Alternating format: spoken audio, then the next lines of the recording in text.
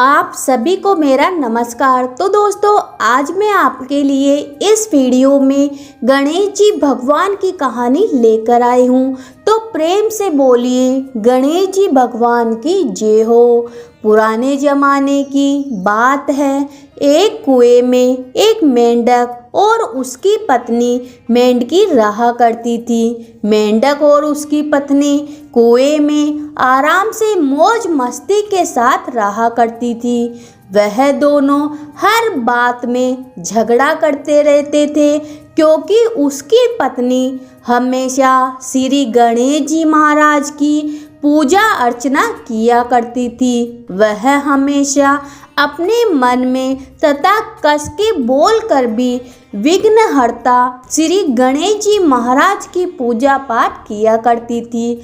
इस बात से मेंढक बहुत नाराज हुआ करता था, क्योंकि उसे ऊंची आवाज में गणेश जी महाराज की पूजा करना अच्छा नहीं लगता था। एक दिन की बात है, कुएं पर एक आदमी पानी लेने के लिए आता है और जैसे ही वह कुएं में अपना बर्तन डालता है, बर्तन में पानी के साथ साथ दोनों मेंढक और उसकी पत्नी भी आ जाते हैं।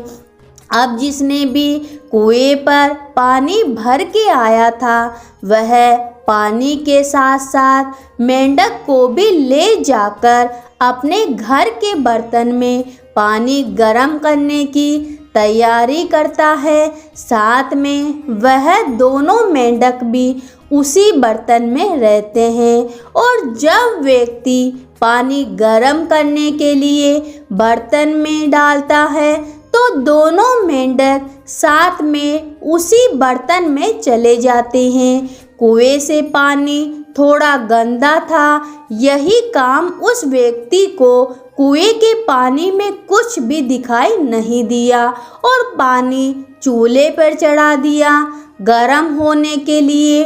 जैसे जैसे पानी गर्म होने लगा, दोनों मेंढक के शरीर में जलन होने लगी। उसके बाद मेंढक की पत्नी श्री गणेश जी महाराज की पूजा अर्चना करना शुरू कर देती है। उसके बाद पानी चाहे कितना भी गर्म हो रहा था, लेकिन मेंढक की पत्नी को कुछ भी महसूस नहीं हो रहा था। फिर उसका दूसरे मेंढक उसकी पत्नी से कहता है कि क्या तुम सच में जलन हो रही है? दूसरे मेंढक कहती है कि मुझे बहुत ज़्यादा जलन हो रही है, पानी ज़्यादा गर्म हो रहा है। तब मेंढक की पत्नी कहती है कि तुम भी जल्दी से श्री गणेश जी महाराज की पूजा अर्चना करना शुरू कर दो पानी के अंदर, तब तुम्हारी जान बच जाएगी और तुम्हें आराम मिलेगा। लेकिन मेंढक कहता है कि मैं उस सूंड वाले का नाम नहीं लूँगा।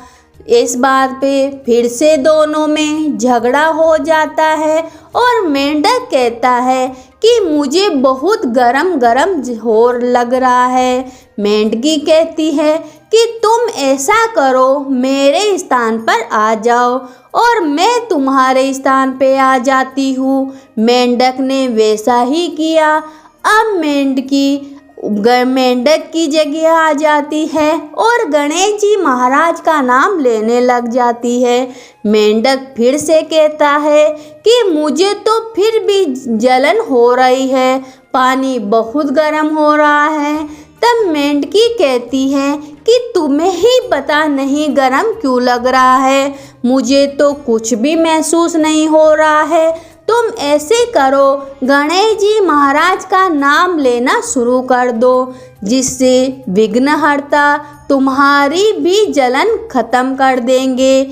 फिर बाद में मेंढक को एहसास हुआ कि शायद गणेश जी महाराज का नाम लेने से ही मेंढकी को कुछ भी महसूस नहीं हो रहा है और मुझे जलन हो रही है। अंत में मेंढक भी मेंढकी की बात मानकर दोनों पति पत्नी गणेश जी महाराज का नाम लेना शुरू कर देते हैं। गणेश जी महाराज यह सब कुछ देख रहे होते हैं। फिर गणेश जी महाराज अपनी भक्तों की सहायता करने के लिए एक बछड़े का रूप लेकर वहां आते हैं और दौड़ते हुए उस बर्तन को अपनी लाश से गिरा देते हैं। जैसे ही बर्तन नीचे गिरता है तो दोनों मेंढक मेंढकी वहां से निकल जाते हैं और कुएं में छलांग लगाकर कुएं के पानी में अंदर चले जाते हैं।